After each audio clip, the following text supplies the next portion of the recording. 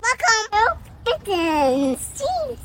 With Day and Nick. Hope you enjoy the show. Goodbye. Dust clouds rising, lineups posted, shades on, lawn chairs, parents posted, seeds in the cheek, dreams in the dirt, cleats in the cage, stains on the shirt. This ain't no highlight reel or fast takes, just game talk, raw cuts and grass stains. From the backfields to the big dreams, we're talking shop with the real teams. It's Spittin Seeds powered by cold weather bats, where the story's alive and the culture's intact. So zip up the bag, lace up the spikes, and settle in. We're on the mic. What's up, everybody? Welcome back to another episode of Spittin Seeds. That intro, I just every time it comes, I love it more and more every single time. It gets better every time. It really does. Daniel being on it now is even better. So I'm Michael here with Nick Swanson, as always. Yeah, what's up going on, everybody? We're fired up for this one. It's a big episode. We're not just talking about, baseball today. We're talking really the start of summer baseball in Michigan. This is the week where really everything kicks off, and, we're excited to have travel baseball ready to rock and roll. And honestly, if you are a high school age player who wants to go play at the next level, or if you're playing in exposure at the Grands this weekend, do not skip this episode. This episode is loaded with insight from someone who sits on both sides of the fence here for this week. So whether you are trying to get noticed this summer or you just want to know how to stand out, you're going to get value out of this episode. For sure. And, because this week we're joined by Drew Huard, who is the tournament director for the Exposure to the Grands and also is the head coach at Madonna University. So we are talking to a guy who not only runs one of the top exposure events in the state, but also, quite frankly, recruits players every single day for his college program. So he's a good guy to have on. He knows what coaches are looking for, what players need to do, and how events like this one really give you a chance to get in front of, the right eyes. Yeah, and this tournament isn't just a catchy name. It really has a reputation that has been earned. So it's real. You're playing 4 to 5 games over the course of a weekend, a long weekend, really, in front of a ton of college coaches. And it's not just one or two showing up for a quick look, seeing what's going on and leaving. There is going to be dozens upon dozens of legit programs across all levels of the state and beyond showing up to recruit this weekend. They will be out in force, and really for tournaments in the state of Michigan, this is one of the most important stages of the summer.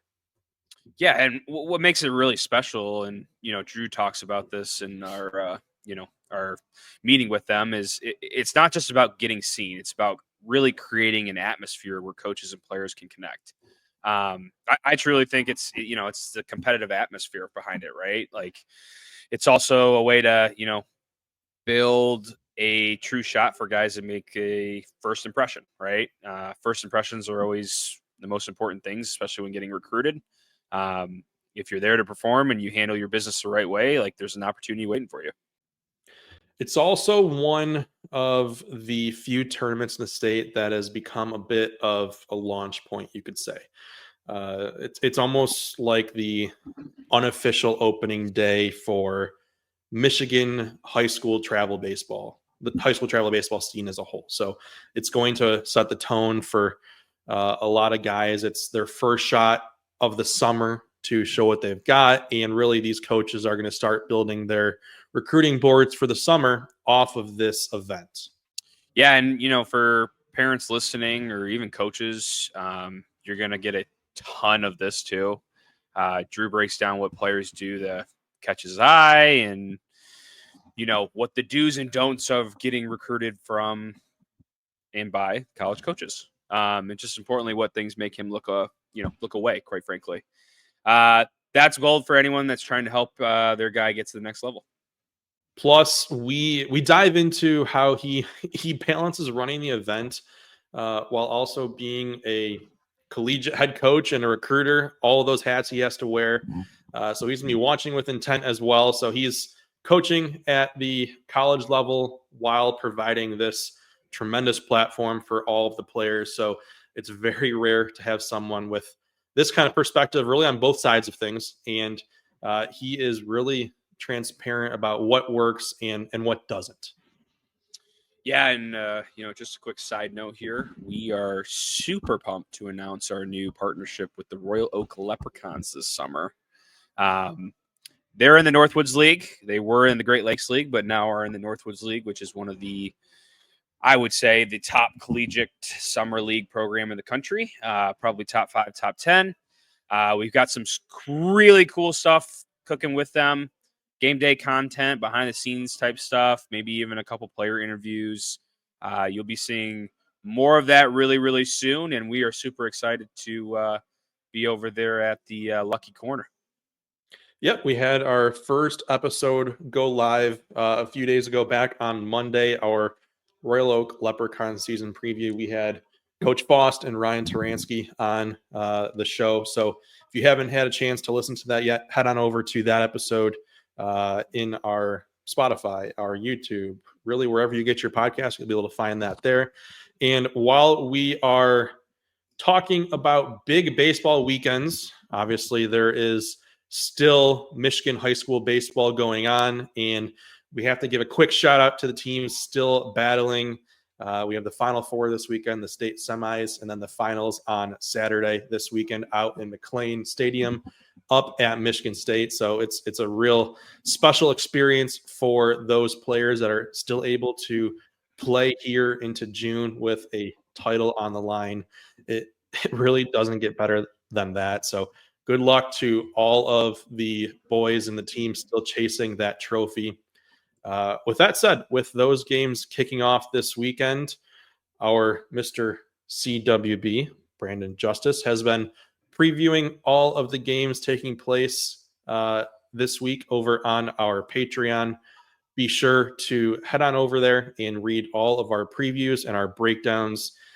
If you're not a subscriber to our Patreon, you can take advantage of 25% off your first month with promo code McLean through the end of Championship Saturday. We'll have those previews rolling this week and a lot of summer coverage throughout this entire summer on Travel Baseball, how to handle summer, what to look for, how to be ready for tournaments, things to that extent. So lots of value there for all of you out there. Yeah, and with that being said, we are going to get this thing rolling now. Again, we like to kind of preview all of our episodes. This is one of those episodes that's not just good, but it's useful.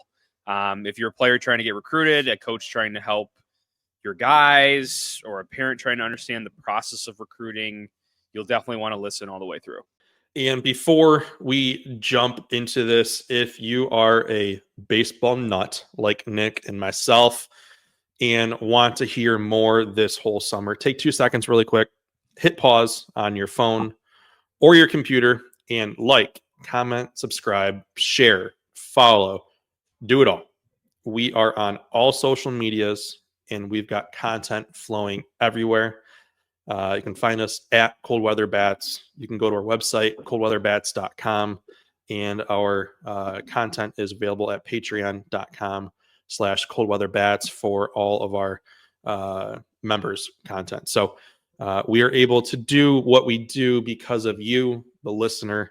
And if you could take a quick moment to be sure to follow us on all platforms, it just allows us to continue to share what we do with you. Okay. Here is our conversation with Drew Huard, Tournament Director of Exposure at the Grands and Head Coach of Madonna University. All right. We are pleased to be joined now by Madonna University Head Coach, and for the purpose of today, the do-it-all Tournament Director of Exposure at the Grands, Drew Huard. Drew, thank you for joining us today. Yeah, thanks for having me on. It's a special show here as we got Nick down here on the bottom that is attempting to be a golfer. So stay tuned, and everyone will see, if you're watching on video, some good action here, I'm sure. See some white Tiger Woods in the works. So Drew, this is a big week for you with the tournament coming up. For people that might be tuning in and listening, give us a little bit of a background on really how the exposure at the Grands got started. Yeah, we're going on year 8 now, which is pretty incredible, especially considering how it started out. It started out with the original 8. In 2017, I was the head baseball coach at Lansing Community College, and I think we were just at dinner or at an event, and with Billy Peterson, Sean Gallagher, Swanee, I think you were there too. Yep. I think Dan Concrete, I don't know if he was there, but we just kind of had an idea in mind, and I was really trying to pick up free and easy recruiting, if you will, because my budget was very limited at Lansing, where we could get some of the premier organizations within Michigan to come to our facility at Lansing and play an 8-team round robin. So everybody played each other. I think we did 5-game guarantee at that time.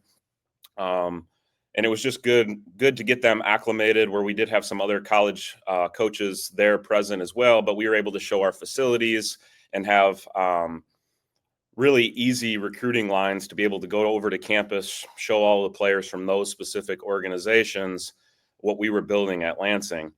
Little did I know it was now going to be built into 132 teams is what we have this year, and it's basically spread out all across Michigan.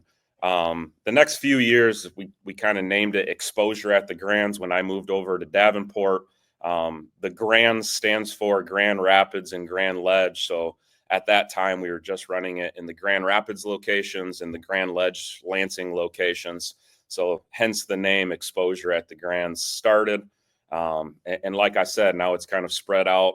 I've taken my baby with me, so to speak, wherever I've gone on the coaching realm. So I know last year we had it at Oakland University, and then this year will be a pretty strong presence in the Livonia area, with Madonna University being a host site, along with Bloomfield Hills, West Bloomfield, Southgate Anderson, Detroit Catholic Central, just to name a few. So we did expand to the east side. It's worked really well. I've had a lot of positive feedback from not only coaches, but parents of the event. It's the opening weekend. It allows a lot of these summer organizations to save some money on hotel and travel costs, especially being spread across Michigan.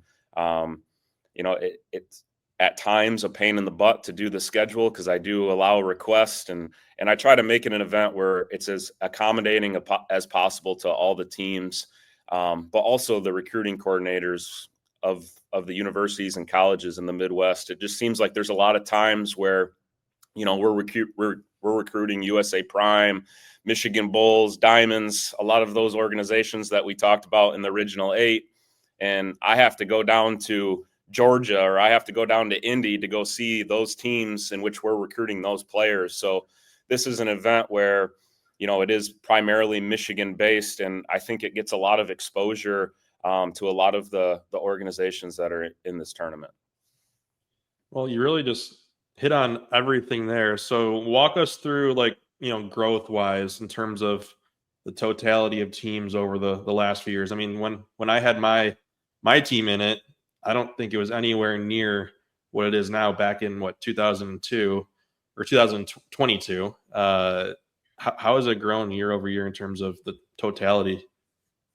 Yeah, I give a lot of credit to, not only some of the relationships that we were able to build, like yourself. All you guys talk. So when it's an event, like I mentioned, that is convenient, teams don't feel like they have to pay a lot of money getting hotels. I think just the convenience factor, word of mouth started to spread. Like, hey, we don't need to travel to Indianapolis to go run a preseason early tournament to get exposure. Because, that's what it's all about. Summer baseball, it is competitive. Teams want to win. Kids want to win. I think that's still prevalent. But I think furthermore, they want to be seen. They want a platform. They want some arenas in which college recruiters are going to be seen. And I think in a lot of aspects, you guys all wanted to go to Indianapolis and some of the bigger venues because that was a huge platform to be seen. And I think this event, just with some of the great facilities that we have that are close proximity with each other, it now gave those guys a platform where they didn't feel like they have to travel out of state to be seen at the highest level. So I think I give the most credit to you guys. I think you guys made the tournament just from the standpoint. When I say you guys, a lot of the organizations and the connections and the networking that we've been fortunate to build in the first 3 to 4 years. And then word kind of spread like wildfire, and a lot of people just wanted to join who maybe weren't a part of the event in the first 2 or 3 years. Yes. I know, exposure to the Grands, obviously the big thing here is, getting kids seen, right? You guys don't do like championships, you don't do trophies, stuff like that. How has it evolved from when you guys first started to now, as far as like getting colleges out there, what to expect from teams as far as getting recruited, that kind of stuff? Yeah, I think the more quality teams that we have, and now the name has been built up where it has been a quality tournament. There are a lot of talented players. There's a lot of talented teams in the tournament. It's pretty self-explanatory, right? Like I kind of use the pond analogy. Colleges, university, recruiting coordinators, they want to go to a place that have a lot of fish in the pond, so to speak, right? They don't want to go to a pond that has only one fish. It's just not the best way to use your time, your resources. And I think this tournament has over the years those fish are fully stocked right now. And I think it's easy for a lot of the recruiting coordinators now because, it's a short travel for most of them, especially when it's spread out across the state. The players make it. I mean, the teams that are in the tournament make it. I can do as good of a job in creating these beautiful facilities, making it as accommodating as possible, but let's keep the main thing. It's the players, right? Recruiters are going to go where they need to go see talent and go see players. And it's just been nice over the years to join, have so many connections, have so many positive relationships with people that like this is a no-brainer. Every year we run at the same weekend as the high school state finals. So it's an easy weekend to go see some of the kids that may be already committed in the state finals, and then make your way to Lansing and watch exposure at the Grands and recruit at the same time. So it's just been built up over the years. I think that's the best answer I can give, but there's just a lot of talented players in the tournament, and they make the tournament what it is. So you guys are going, as you said, across the entire state. For those that might not know, what's the weeks leading up to this event for you? I mean, obviously, you're not only just a tournament director, but you're a collegiate head coach. I can't imagine the nights are ending early for you right now. No, it's always, I would say, the 3 weeks leading up to the event with scheduling, communicating with umpire coordinators, communicating with all the field rentals, just making sure that we want to create the most positive experience for parents, players, coaches that we possibly can. So logistically, there's a lot that has to happen. There's a lot of time. There's a lot of dedication. And I'm not tooting my own horn, but there's just a lot of mostly time that goes into it. To make it the most positive experience for everybody involved. I think there's a lot that just thinks, oh, well, we have a 9:00 game scheduled. It's pretty easy. Like you have 2 umpires that just show up. It's pretty easy. It's actually a lot more difficult than it sounds. But in all honesty, I think we're doing our job right. And I have a lot of other people that help, and I won't name everybody's names, but I appreciate all the help and support that we get to help make this tournament run. But from that standpoint, it's a pretty difficult process. It's not something that you just one day, hey, we're just going to make a tournament and it's going to go fluid. I mean, there's some work put in all year round to make it the event that it is today. So for the event you have this year, is there any specific or even just vague teams or field areas that when you've put this together, you as a college coach, you're like, this is going to be a really good area that's going to draw a lot of attention for the types of players and teams that'll be here. Yeah, to be honest, I mean, I know we mentioned 132 teams, and that's a large quantity, but the quality of those 132 teams is very strong too. It's not like it's top heavy and then bottom heavy. I mean, I think all 132 teams are in this event because obviously they know how we run the tournament, and they feel like this is the best opportunity to be seen, to play quality opponents, competitive games on beautiful fields. So I don't think there's a specific area that's better than the other. I think it's very widely distributed, and I think keeping the main thing, we do tier this tournament. So I would say we try to keep, if we're numbering the teams 1 through 132 at different age levels, I think there's a niche for every single tier or every single competition level that we have.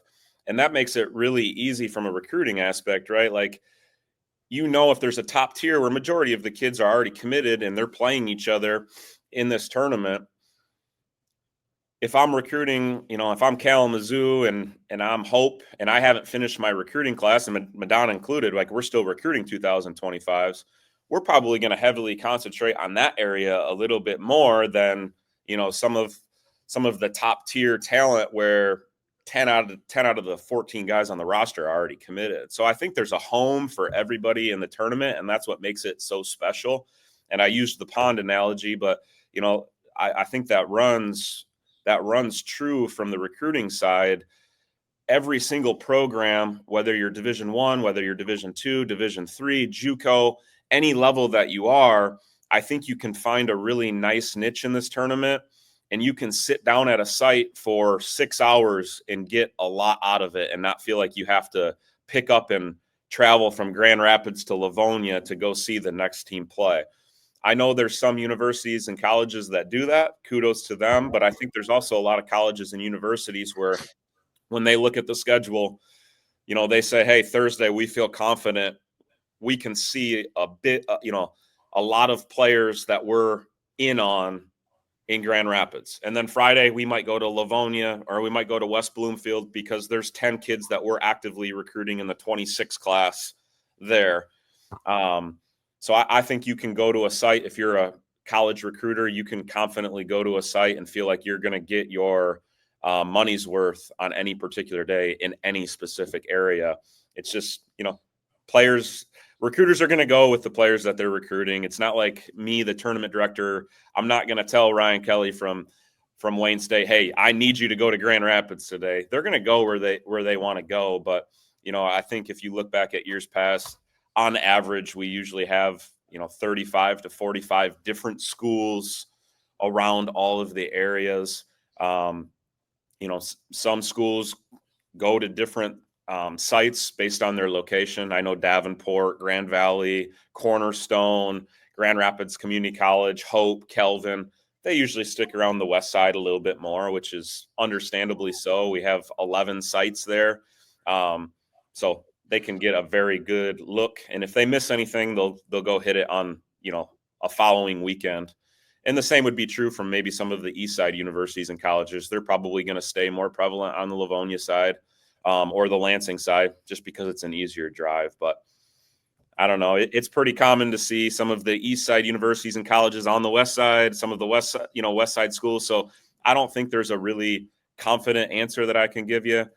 The universities and colleges are going to go where they please. But with that being said, if you look back at the history of this event, it's very common for a lot of colleges and universities to be out recruiting this event.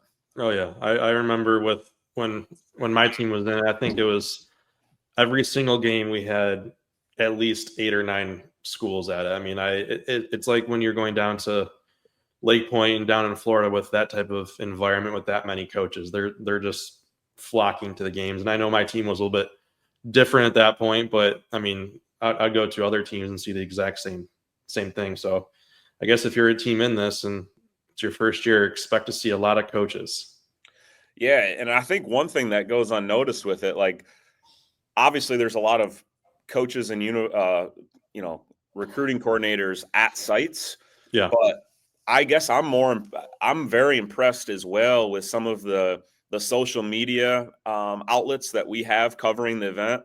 I think the coverage from the social media aspect has really made the event grow and allows players to be seen, even though there's some colleges and universities technically not on site watching in person. I was very surprised with this. I'm not a very big technology guy. So we started this in COVID because there was a lot of colleges and universities that couldn't go out with dead periods and such when COVID was going. So we had to have some outlet for players to be seen because that's what this event is 100% driven towards. So I think just the social media aspect that we have covering the event allows players to be seen. They might not know it, but there are colleges and universities, recruiting coordinators contacting me. What do you know about this? Did you see him in person?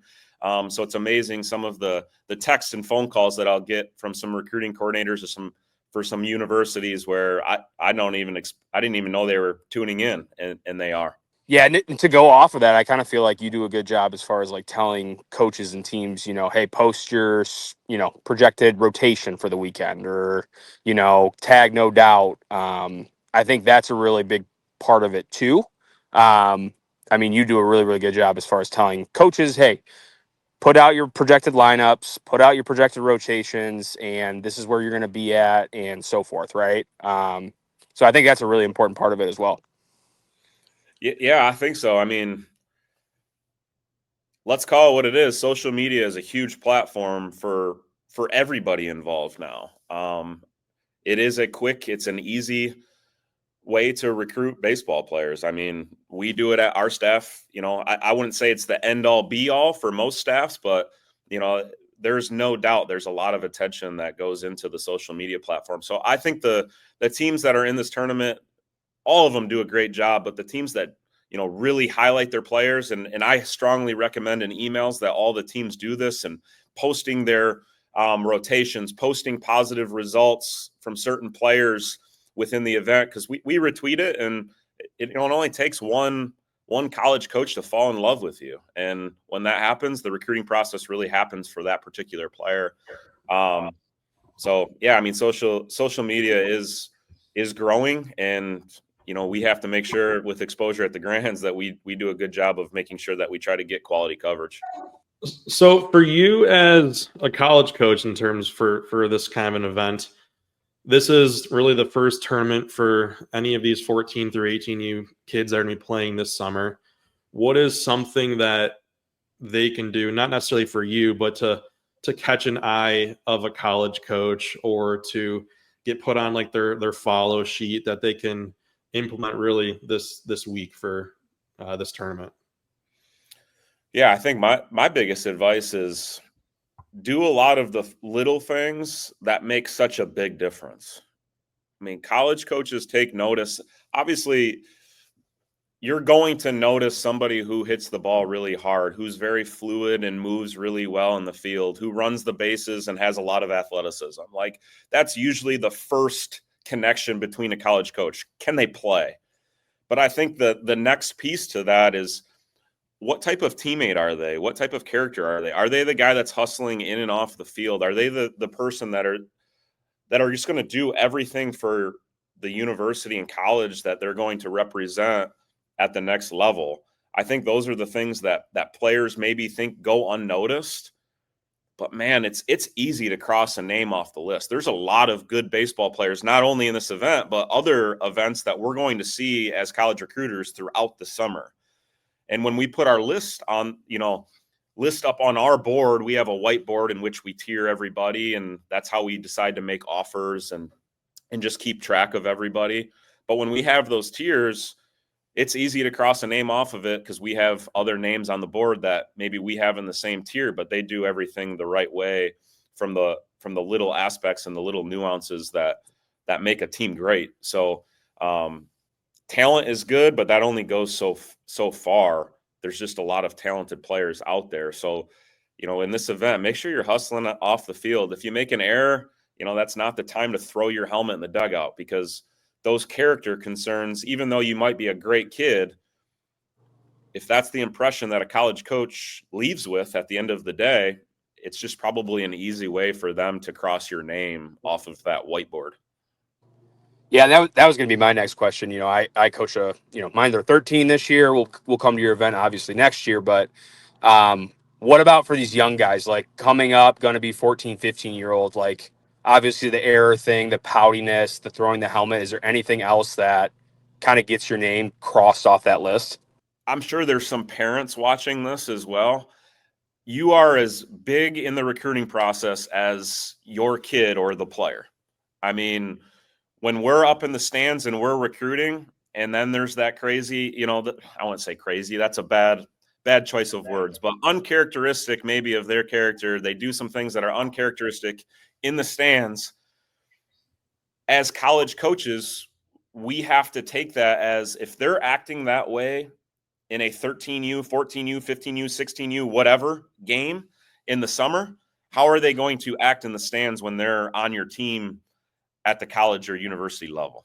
They're probably going to act the same. So I think that's just an easy avenue of, right, like, would we rather do it with parents that are going to be acting out, questioning every coaching decision, and doing some uncharacteristic things of maybe who they are as a person? Or are we just going to take the family, the parent in the stands that is very supportive, does everything for the coach, and is going to represent the university at the highest level? So I think that's. I know going back years and years with you, there's been numerous times when you're reaching out about one of my players. Always the first question from you is, "Tell me about the family." I've heard maybe X, Y, and Z about the parents, and really, I know we've had players that I've had and I've coached against that you've reached out for opinions on that have been crossed out just because of outbursts and things to that extent that happen in the stands, not even on the field. Yeah, I mean, it's fact. It's just, is that something that I want to deal with for 4 years, or do I have to put energy and effort into that? Well, as soon as you're putting energy and effort into that, now that takes away a lot of the energy and effort that you can put into your team, drill work, player development, recruiting, just all the blood, sweat, and tears. I want to put all my effort and energy into that area and not have to think in the back of my head, hey, is a parent acting out in a certain way? And it greatly affects the kids, right? Like the kids know what's going on. And there's some aspects, right, where I feel really sorry for the kid, because they are good kids. They do everything the right way. And unfortunately, as a college coach, you just have to move in a different direction, because, maybe that's something that you don't want to put the energy and effort into for 4 years. I look forward to a great event.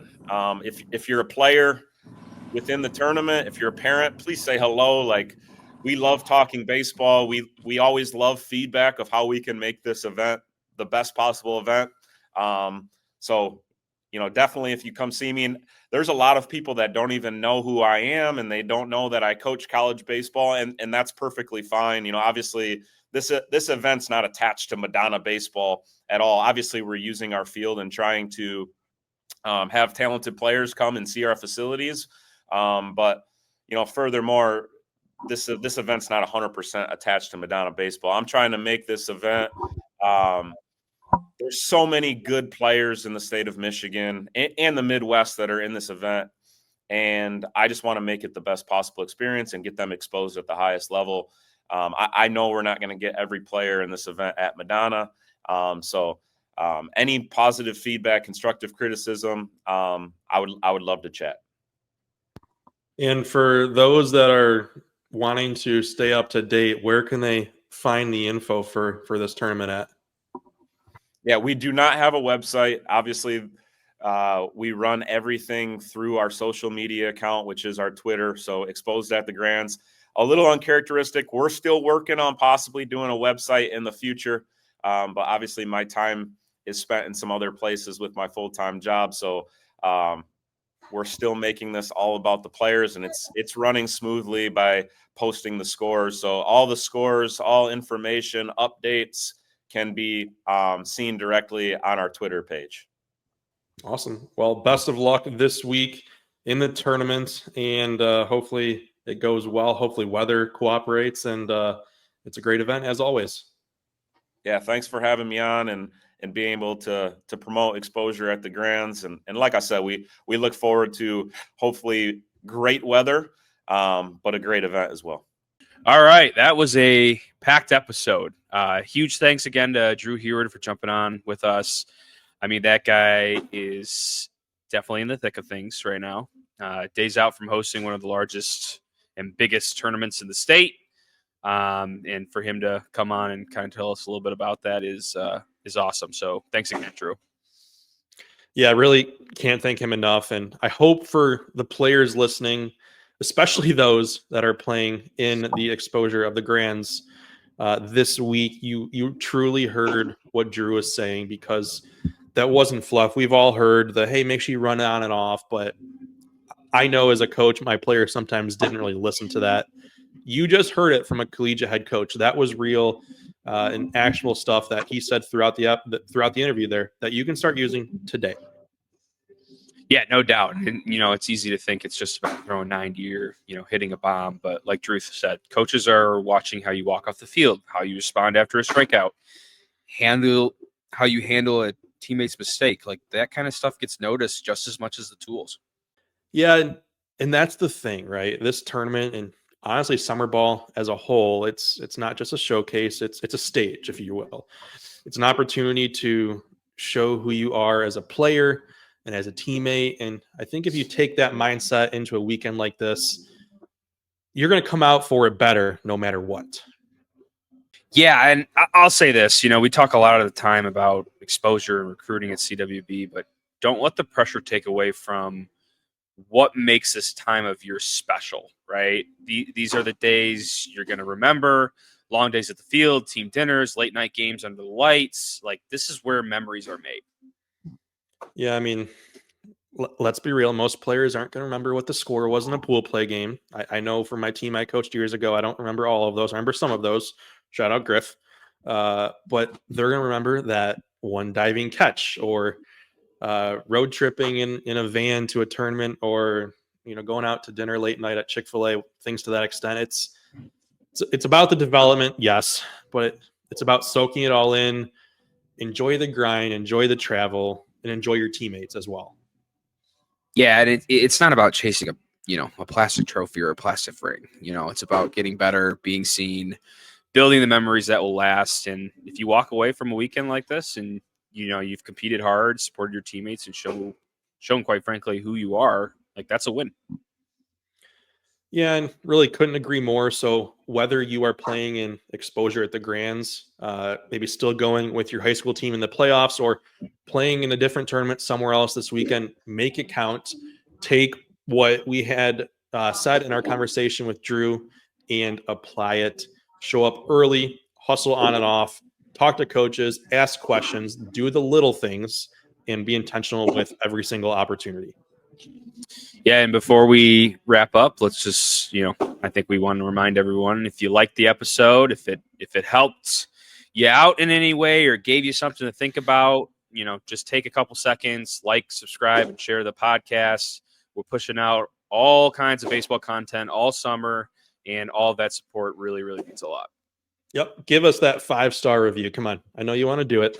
And also give us a follow on all of our socials. If you do it, maybe in a little while, I will not have to say this any longer. So be sure to follow us on every single social media platform out there at Cold Weather Bats. That's where you will see everything Cold Weather Bats, including our podcast coverage, previews, and more. Yeah, we've got a lot of cool stuff planned. And if you're at the field this summer, don't be shy. Say what up. Let us know you're listening. All the support, we greatly appreciate it.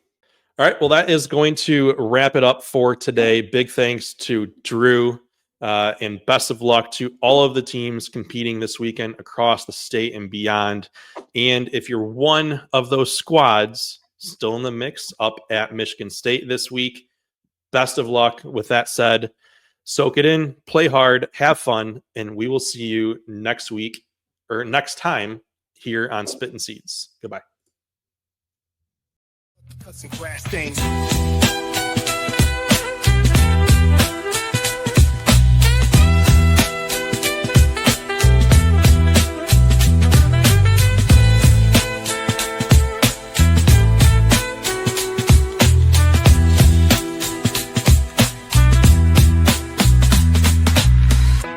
Dust clouds rising, lineups posted, shades on lawn chairs, parents posted.